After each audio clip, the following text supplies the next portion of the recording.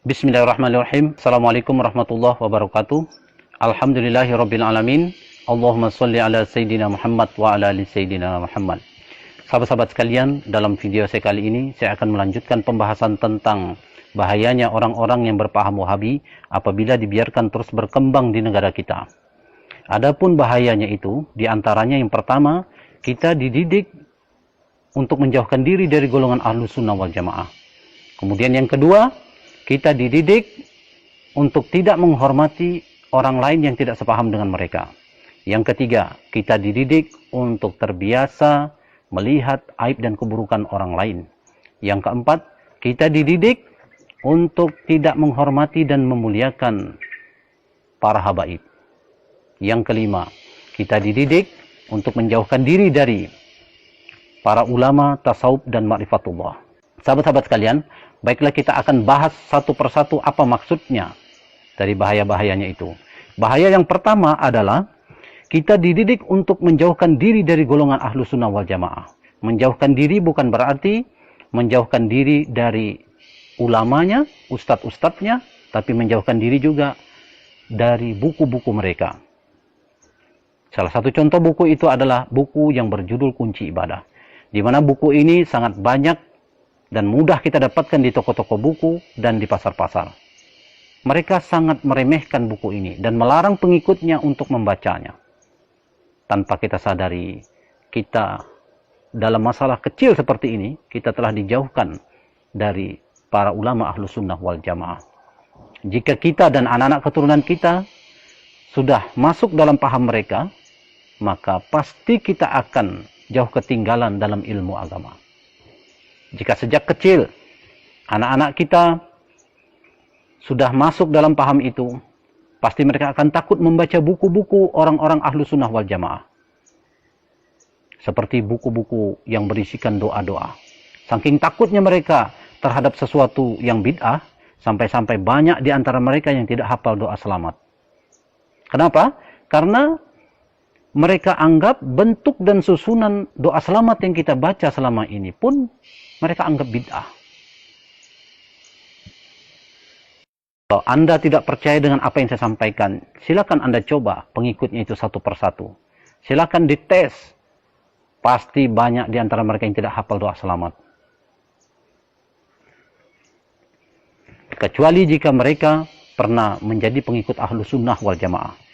Itulah bahaya yang pertama. Kemudian bahaya yang kedua, kita dididik untuk tidak menghormati orang lain yang tidak sepaham dengan mereka, meskipun itu orang tua kandung sendiri. Jadi jangan heran jika ada anak kita yang masih kecil, yang masih SD, sudah berani memprotes orang tua, berani memprotes para ulama Ahlus Sunnah wal Jamaah. Tanpa kita sadari sebenarnya mereka telah merusak otak anak-anak kita. Karena belum waktunya mereka diajak untuk memikirkan masalah hilafiyah ini bid'ah dan itu bid'ah. Kemudian letak kebusukan ajaran mereka yang lain adalah kenapa yang diajak lebih banyak anak-anak dan orang-orang awam yang tidak mengerti ilmu agama. Kenapa bukan orang-orang dewasa dan orang-orang alim yang mereka ajak? Oh, ternyata kalau orang-orang dewasa dan orang-orang alim yang mereka ajak bisa membantah dan bisa melawan. Tapi kalau anak-anak dan orang-orang awam yang tidak mengerti ilmu agama, mereka taunya hanya ikut saja apa yang mereka katakan. Maka mulai dari sekarang, setiap anak-anak kita pulang sekolah, baik yang masih SD, SMP, SMA, atau perguruan tinggi, perhatikan gerak-gerik mereka ketika di rumah. Jangan-jangan mereka sudah dimasuki ajaran-ajaran sesat dari guru-guru mereka yang berpaham Wahabi. Jika sudah ada tanda-tanda kesesatan itu, maka cepatlah laporkan kepada kepala sekolahnya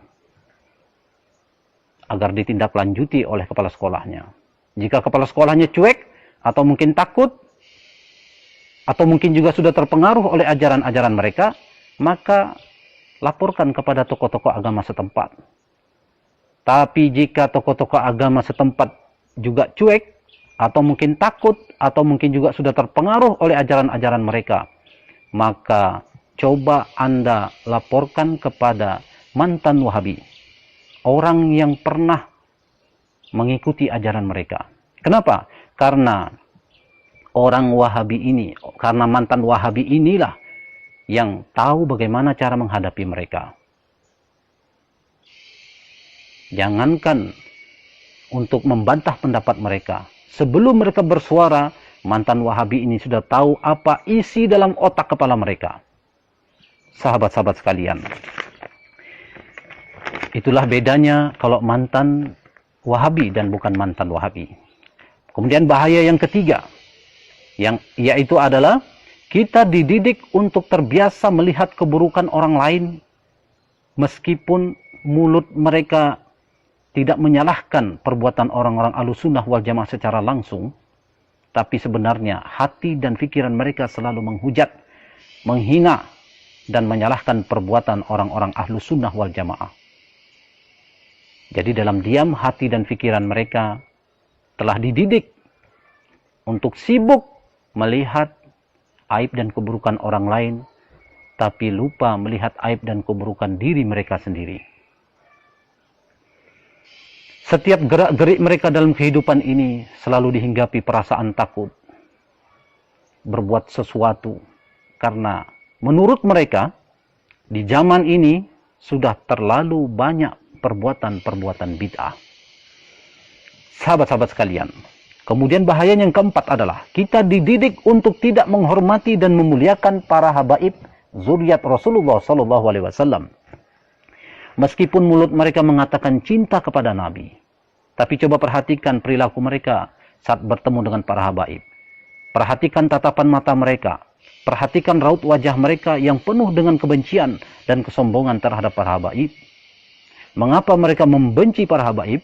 Karena mereka anggap para habaib ini adalah ahlul bid'ah, atau orang yang gemar berbuat bid'ah. Saya tidak percaya kalau orang-orang Wahabi ini mencintai Nabi. Sebab salah satu tanda orang yang mencintai Nabi itu bukan berarti hanya mengikuti perilaku Nabi seperti sholat, puasa, zakat, haji, dan lain-lain. Tapi mencintai Nabi juga ditandai dengan menghormati dan memuliakan para habaib zuriat Rasulullah SAW. Jika kita mencintai seseorang, meskipun orang itu telah tiada, jangankan fotonya, sandalnya pun akan kita simpan. Dan ini terbukti sampai saat ini, sandalnya Nabi itu masih tersimpan rapi. Itu sandalnya Nabi, benda mati, masih dihormati orang. Seharusnya, apalagi para habaib, anak cucu keturunannya yang mengalir darahnya di dalam tubuh mereka. Sahabat-sahabat sekalian, makanya saya tidak percaya bahwa orang-orang Wahabi itu mencintai Nabi. Kemudian bahaya mereka yang kelima, kita dididik untuk menjauhkan diri dari para ulama tasawuf dan ma'rifatullah.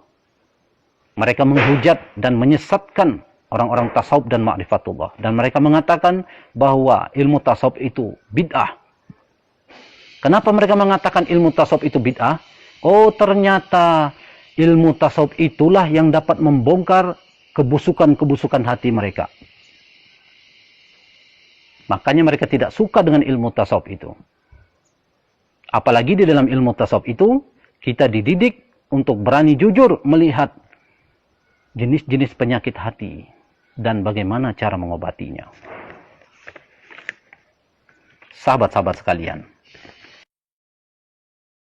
jika kita sudah terjebak dalam paham itu, kemudian berniat ingin keluar dari paham itu atau ingin hijrah, maka itu sangat sulit dan sangatlah berat. Tapi tahukah Anda bagaimana cara mudah untuk bisa keluar dari paham itu?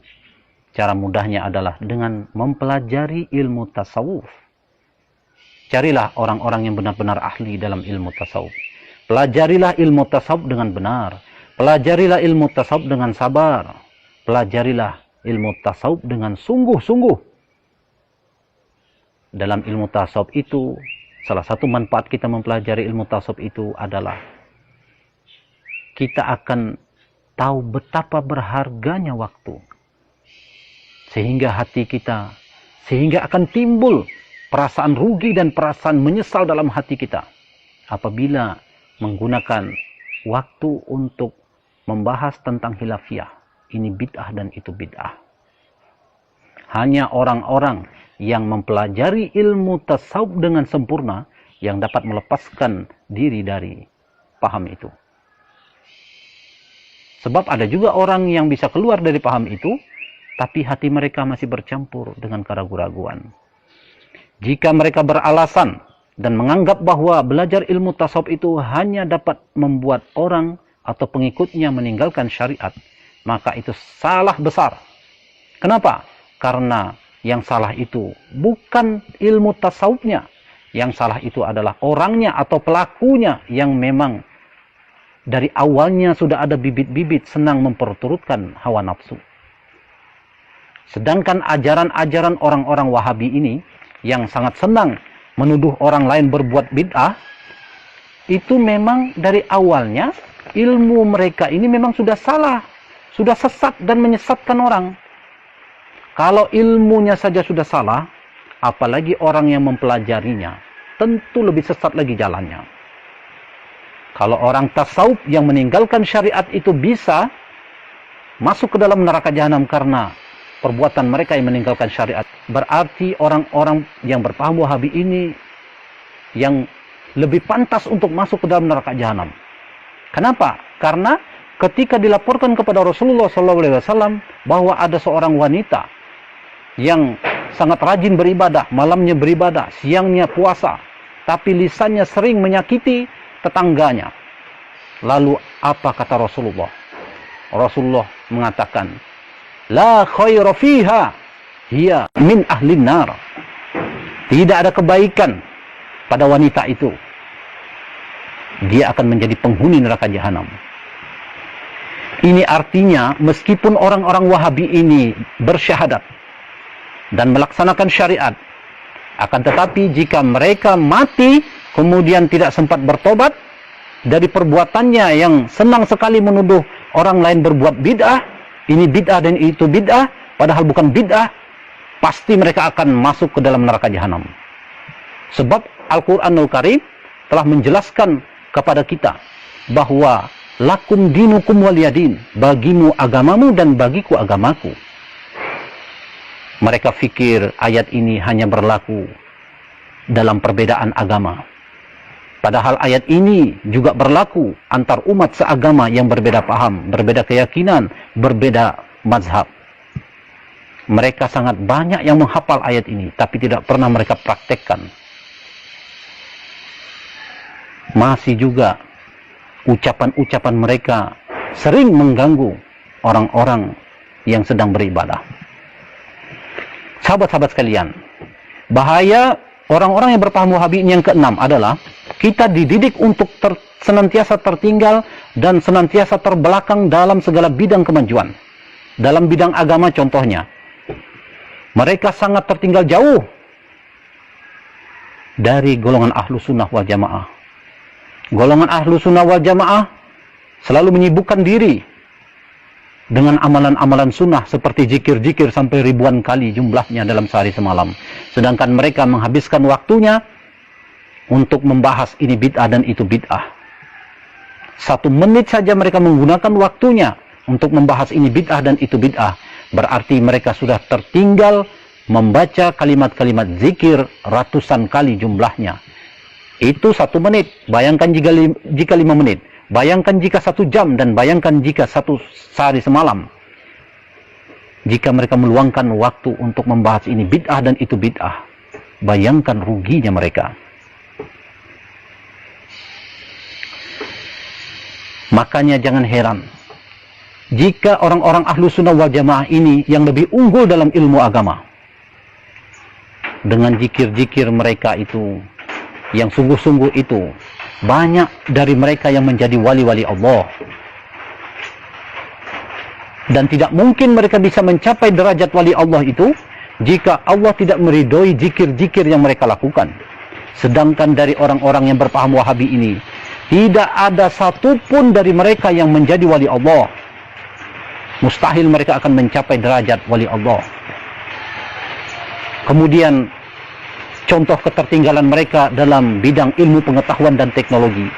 Mustahil mereka akan menjadi orang pertama atau menjadi penemu suatu kebaikan yang akan bermanfaat untuk orang banyak. Sebab hati dan pikiran mereka selalu terpusat pada satu jenis pembahasan yang tidak akan pernah selesai. Padahal masalah khilafiyah itu akan mudah diselesaikan dalam waktu yang sangat singkat jika mereka mau memahami dan mempraktikkan satu prinsip yang sangat kuat, yaitu prinsip lakum dinukum waliyadin. Sahabat-sahabat sekalian, di saat suasana hati dan suasana pikiran mereka seperti ini, tanpa ada rasa malu, mereka mau menganggap bahwa diri mereka atau golongan mereka lah ahlu sunnah wal jamaah. Padahal mereka adalah golongan yang sangat tertipu dengan perasaannya. Saking hebatnya tingkat ketertipuan mereka, sampai-sampai membuat mereka tidak sadar bahwa hati mereka dipenuhi kotoran-kotoran dan penyakit-penyakit hati, sehingga mereka tidak dibimbing oleh Allah untuk bisa melihat kebenaran. Sahabat-sahabat sekalian, itulah beberapa bahayanya apabila paham Wahabi ini kita biarkan terus berkembang di negara kita. Maka dari itu kita harus berjuang, bangkit, melawan penyebaran paham mereka. Karena mereka inilah sebenar-benarnya penghambat kemajuan bangsa, baik dalam bidang agama maupun dalam bidang ilmu pengetahuan dan teknologi. Sahabat-sahabat sekalian, saya rasa apa yang telah saya sampaikan tentang bahayanya sudah cukup jelas untuk kita semua dan menjadi pelajaran bagi kita semua agar kita selalu waspada dan menjaga anggota keluarga kita dari penyebaran paham mereka. Dalam kesempatan ini juga saya ingin mengucapkan rasa syukur saya dan terima kasih saya kepada seluruh sahabat yang telah mendukung video-video saya. Jika Anda merasa video ini bermanfaat untuk umat, maka jangan lupa tekan tombol subscribe, like, dan share. Demikian, Assalamualaikum warahmatullahi wabarakatuh.